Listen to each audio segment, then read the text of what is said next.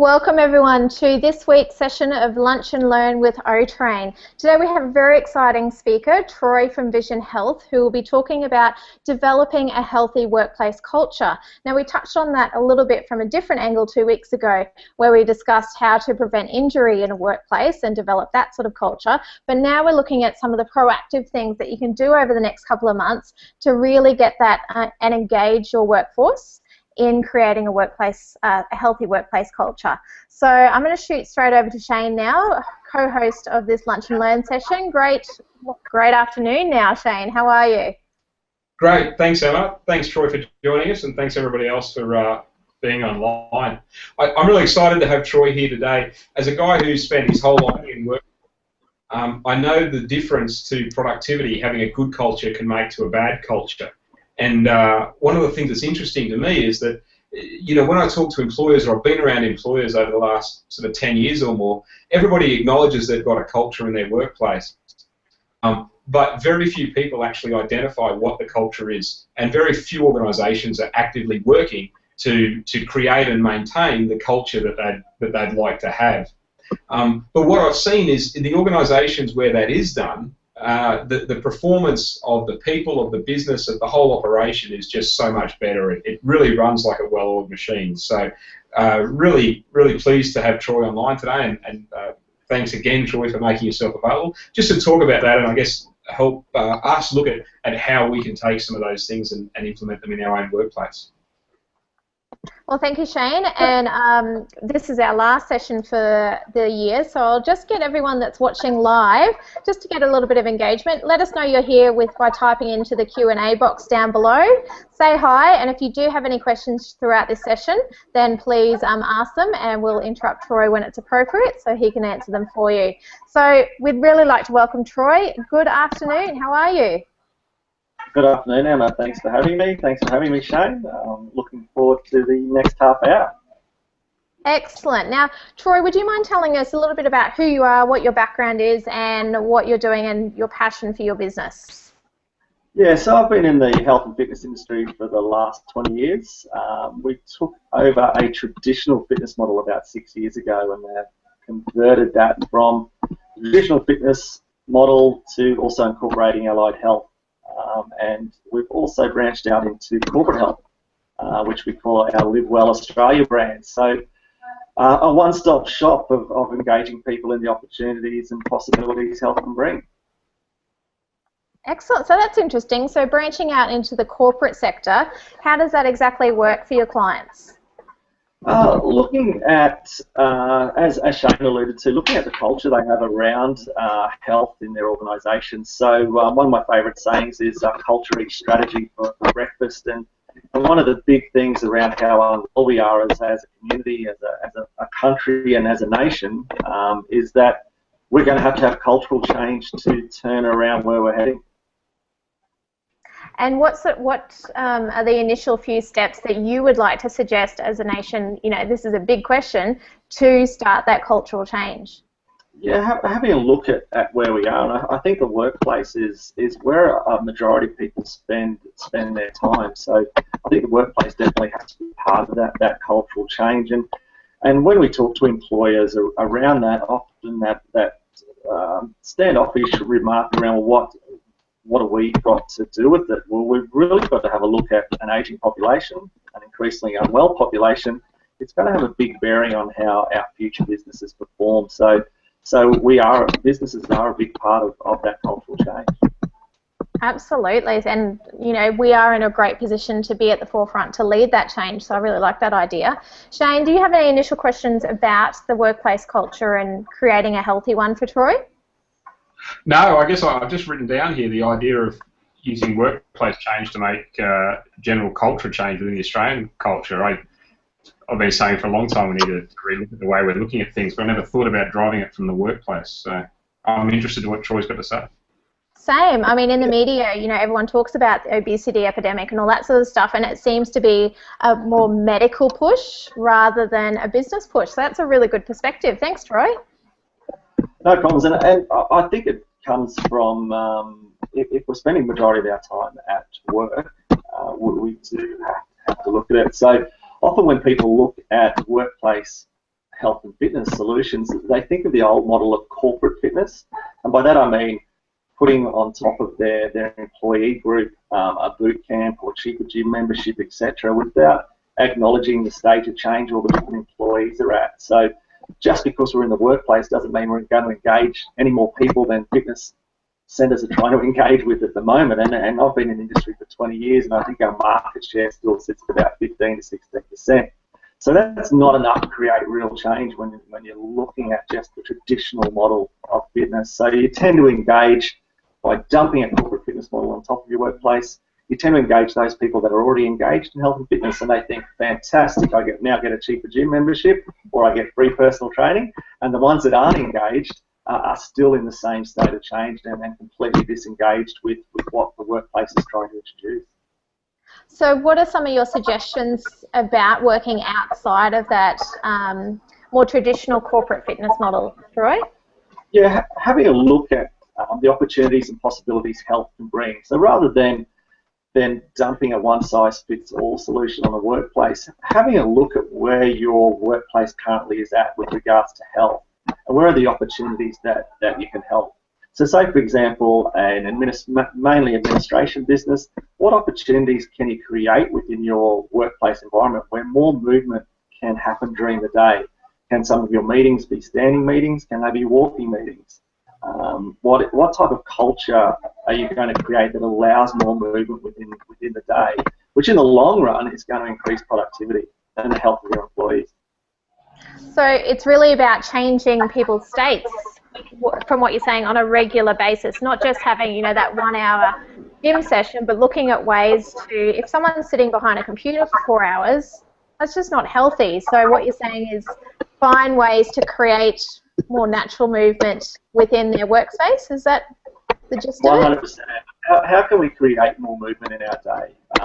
How can we create more health in our day? So if, for example, we start by surveying the employees, for example, about where they sit within their health. And it may be that stress is a major issue, and maybe that weight is a major issue. It depends on the workplace. But then being able to engage the employees around solutions for them. So, for example, we start to look at it as a broker for health. So recently we were working in an organisation, and one of the major stress levels that came out of a psychology education session we provided was financial stress.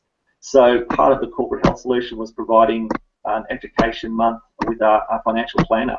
So by doing that, we could start to look at alleviating stress within the worker's life, which in the long run is going to help them with their health. So it's about becoming a brokerage of health within the organisation, and it doesn't have to cost a fortune. Engaging with all the government agencies out there, we've just had Movember, engaging all the free information and free tools that are out there that your workplace can engage with and start to really change how you as an organisation look at health.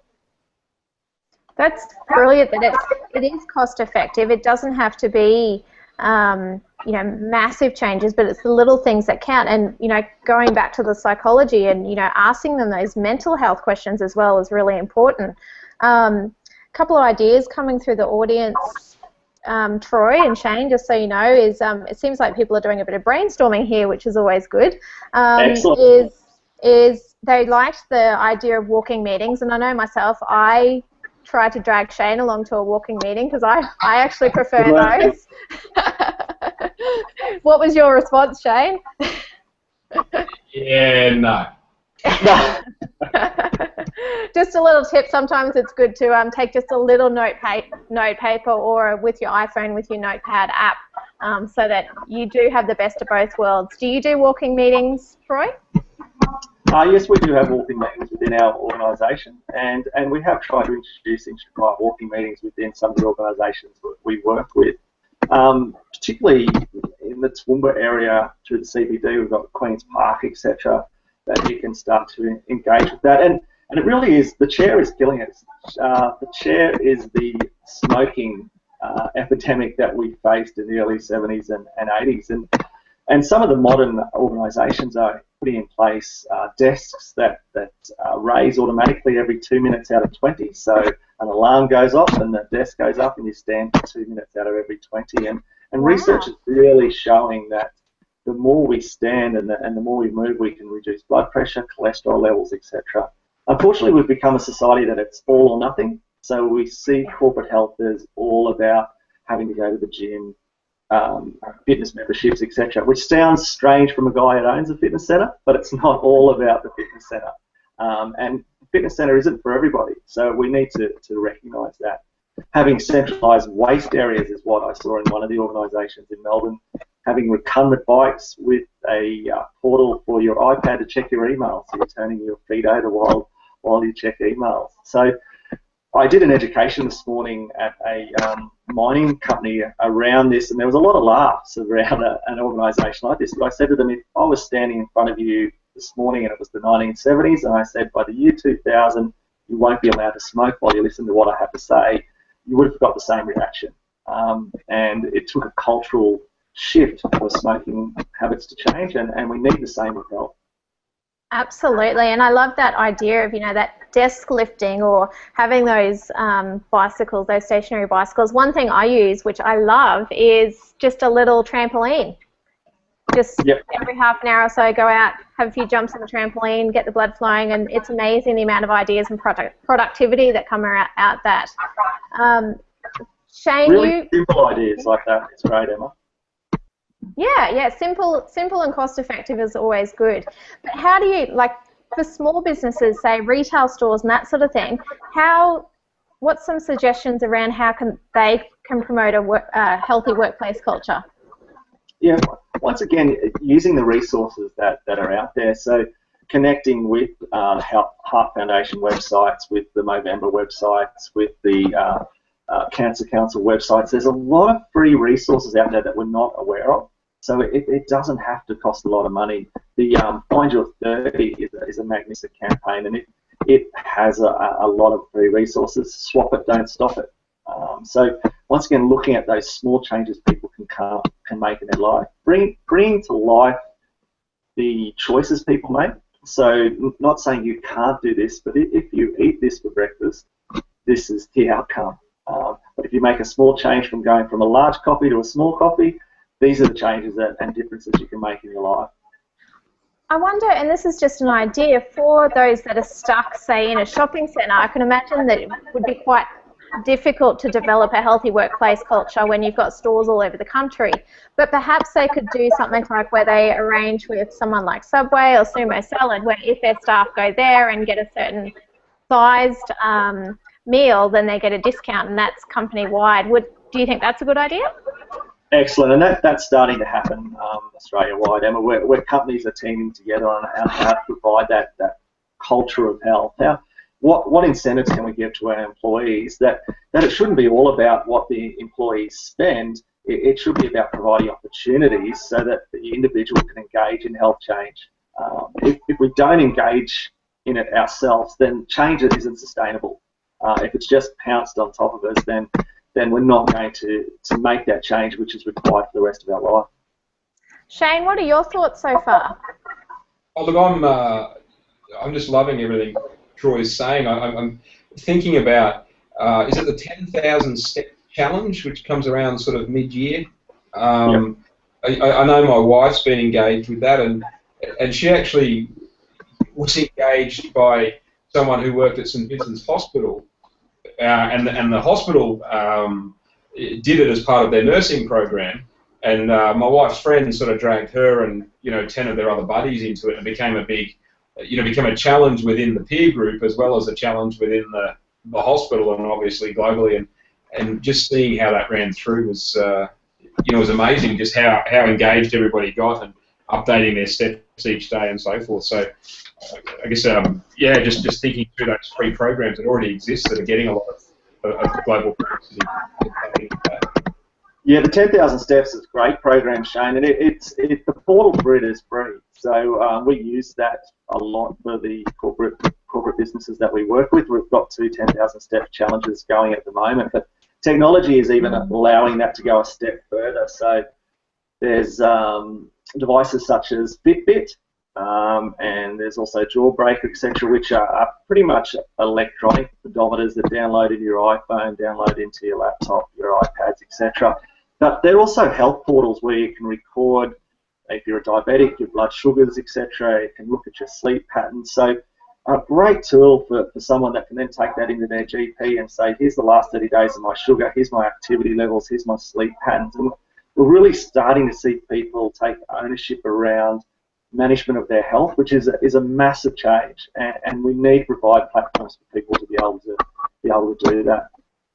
How driven can this be? Oh, you go, Shane. You're right. Sorry, I was just going to say I'm thinking out there in listener land, and you know, we've got two types of people, or types of people that join these sessions, and you know, half of them are employees. You know, managers and HR people, and they're all thinking, great, walking meetings, awesome, get out of my desk, that's going to be very wonderful. But half of them are business owners, and I can just see, because I know these guys, sitting there saying, that all sounds great, Troy, but you know, I'm not going to invest in desks that pop up every 20 minutes, or you know, I'll be buggered if I'm going to have my team walking around the block instead of doing their job. What sort of benefits are you seeing in organisations that are adopting this cost? You know, there's obviously the health benefit and the society benefit, but what's the financial benefit to the organisation? 100%, Shane. And being a business owner myself, that's something that we have to look at when we're looking at these programs. The majority of the research, because of the different health system, it is in the States. So because of they've got the part of their benefits, and they're looking at between $4 to $6 return on every dollar spent. Australia's not quite as advanced with the amount of research that they've got, but that is slowly coming, and we did some research with the University of Queensland last year around increases in activity levels and accompanied those to increases in productivity. But what we're finding for the owner is we're going to be facing a shrinking workforce and an increasingly unwell workforce, and when the old terminology around absenteeism, it's now more about presenteeism. So what they found with absenteeism was, sure, there was a productivity drop-off, but with presenteeism, someone with 1 to 6, probably 5 to 6 chronic disease issues in a workplace can lose up to 26.9% of productivity. Now, you might say, well, 5 to 6 chronic disease issues, who's got that? Well, once upon a time, that would have been unusual. But often we'll come across our desk someone with chronic pain, diabetes, high cholesterol, which leads into heart disease, arthritis. It's really easy to get those 6 chronic diseases these days. And if you've got the majority of your workforce facing those issues, then it does become a real issue for you as an employer. And that tsunami is coming. I was speaking at a conference last year where one of the World Health Organization doctors said that by 2050, if we don't do something, the global financial crisis will look like a blimp on the economic scale compared to the cost to the world economy of what's coming with health. So I guess for the employer, it's getting a step ahead. Also becoming an employer of choice, which you start to then attract better employees. So it is being ahead of that paradigm shift. Excellent. Right. Absolutely. And just a note that's just come, a comment really that's just come through from the audience is, it must be an employee that's commented on this, that if they had a walking meeting booked, they wouldn't call in sick. They wouldn't call in sick? That is excellent. Right. Absenteeism problem solved already. Done. But really finding that people are engaging with that. And I tell the story of part of what we do is we call a health expo. So we go into an organisation and we set up an expo, and it's like a journey. So we have a dietitian display that brings to life people's choices around what they eat. There's an ergonomic station. And we do some blood testing and blood pressure, etc. And I tell the story of a 40-year-old middle manager who ticked the box, I'm fit and healthy, even though he hadn't done an exercise since he hung his boots up from rugby league 10 years ago. Males tend to do that, though. But when we took his blood pressure, we sent him to the GP straight away. It was just at such a ridiculously high level. So we've got a lot of ticking time bombs in our workforce that we're not aware of. And to make changes for that gentleman, he didn't want to do a gym thing, so we said that's fine. But we looked at small changes that you make about having 2 alcohol-free days per week, not saying you can't drink alcohol, looking at having a handset device because he was always on the phone, so every time he was on the phone walking around his office. Now, that small shift then started, first of all, there was a bit of a joke around the office, but that small shift then everyone started to ask for a hands-free handset so that they could also walk around their office while they were on the phone because that was most of their day. So making those small changes made a massive difference to his health and what direction he's heading in now. Troy, just to show such a paradigm shift between where people are in life, whether they're a business owner or employee. There's an example of a business in Melbourne who they have a shop front. They're a design company and they have a mini basketball court in their front office, in their reception. That is their reception, is a basketball court, which is fantastic to be led like that, versus employees that are stuck in, you know, 1-by-1 cubicles. If you are an employee that's watching, what are some of the things that you can implement in your own day, even if the business owner that you're working for isn't making those sort of shifts? Yeah, that's a great question, Emma. What we start to look at for individuals is rather than managing time and managing your health, paradigm shift is around managing your energy. So looking at an energy pyramid where the bottom level is your physical, but then you've also got your emotional, your mental, and your spiritual. So how are you connecting with those, and how do they connect? So say, for example, your spiritual is your purpose. What is your reason for surviving each day? And are all those bottom levels, your physical, your emotional, your mental, are they driving you closer to that purpose, or are they sabotaging where you're at? So say for that person sitting in the small cubicle and they really want to invest their time and being better and being more committed and being engaged in what they do, but then they're having poor eating habits of no breakfast, etc. It's actually sabotaging where they want to go, because those poor eating habits are going to have a big effect on their mood and a big effect on their performance and drive them away from what they actually want to achieve in life. And sitting in that cubicle and not moving every 15 to 20 minutes around, even just bringing your knees to your chest where you do some stretches, standing up out of your chair, it's going to drive you away from your purpose as well. So starting to look at how you manage your energy and how each of that interlocks. So basically, you can, as an employee, you can take responsibility for your own health in the workplace and perhaps start a revolution yourself. It's that ripple effect, Emma, and not just you can, you have to. There is no choice. It's time to really engage with what we're doing. The Medibank Private has a study on their website called Stand Up Australia. It is a few years old now, though, but they looked at having ergometers on people's arms, and they had a look at their activity levels during the day, their metabolic rate, etc. 100% of the people in the study, they also had to write down their activities, overestimated the amount of activity they got per day. So the stories we're telling ourselves aren't necessarily true. Our perception around how much we're moving aren't true. And what that study found was, I think it was 76% of the participants' day, their metabolic rate was the equivalent of sleep. Now, that is a scary, scary thing for our health. Metabolic rate's going to affect the way we process sugars, the way we process fats, and if our metabolic rate's the equivalent of sleep, then we've got some serious issues in the offices that we're working in. So the scary I'm thing laughing, but it's not really funny.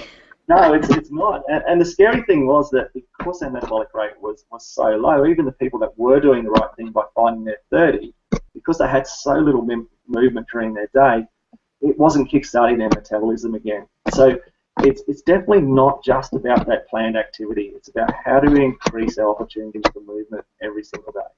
And creating some real rituals in the workplace, from the sounds of it. Creating real rituals. So actually identifying and recognising what the habits are that are driving us away from our optimum health, and introducing rituals that are going to drive us towards that optimum health. Shane, do you have any last comments on Troy's presentation today and what we've discussed? No, look, I know we spoke a lot about movement. I just have a tip, and I guess a healthy cultural thing that we did in our business. We touched briefly on eating, but we replaced all the sugar in our boardroom with fresh fruit.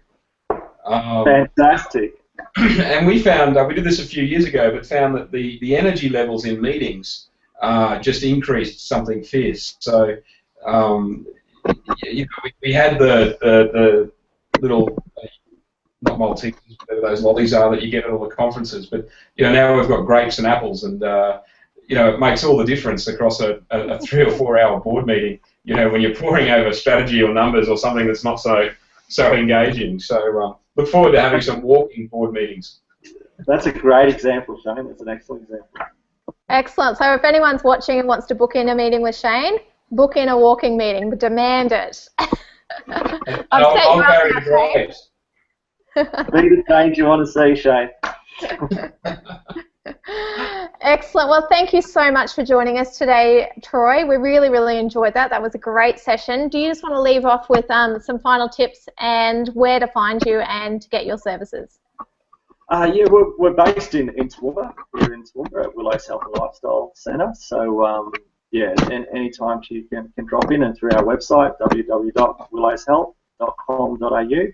But I guess the main tip is that it doesn't have to be big. It's those small changes over time that's going to create optimum health in your life. So stop looking at that big picture and being overwhelmed by it, and just create small changes that create that ripple effect, not only in your life, but those around you. And we're all in summer at the moment, so this is the best time to implement it over the Christmas break, I'm sure. 100%. Excellent. Well, thank you so much, Troy, for joining us today.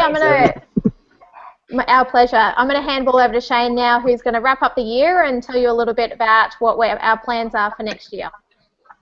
So great. Thanks again, Troy, and thanks everyone for joining us. This is number 8 in our Lunch and Learn series. It's the final one for this year. We've learned a lot, and anyone who's been with us for all 8's probably noticed that the format's changed a little. Emma and I and some of our guests are going to sit down over the next couple of weeks and just review that and look at what the formula is going to be next year. But we have, like all good things, an evolution. Emma and I have some plans already. Emma, was it the 16th, 12th of January? The 14th. 14th of January. So we're back on the 14th of January. We have a workforce development series that we're running. So you're going to spend a little less time talking about LinkedIn and Facebook, but spending a lot more time talking about culture and productivity gain and skill development within the workforce for the first half of the year. So really excited that we've managed to do this for the last 3 months, and really looking forward to what the year ahead brings. So on the Lunch and Learns, guys, hope you can join us again next year. Got lots of great content to bring out. On the other side, I just want to wish everyone a Merry Christmas. Thank you so much for being part of the OTrain family or experience, I guess. Thanks for joining our Lunch and Learns. It's been exciting, but we've had a great year. Looking forward to a better year next year. But none of it would be possible without you as supporters and friends and clients of OTrain. So thank you. Merry Christmas to everyone. Have a great New Year, and look forward to catching up again in January. So, Emma? Excellent. Well, thanks again, Troy, for joining us. Thank you, Shane, for co-hosting, and we will see you back here again at 12 p.m. Queensland time, 1 p.m. Sydney and Melbourne time, and 10 a.m. Perth time next year, 14th of January. See you then. Have a great Christmas. Bye. Hey guys, Merry Christmas. Bye.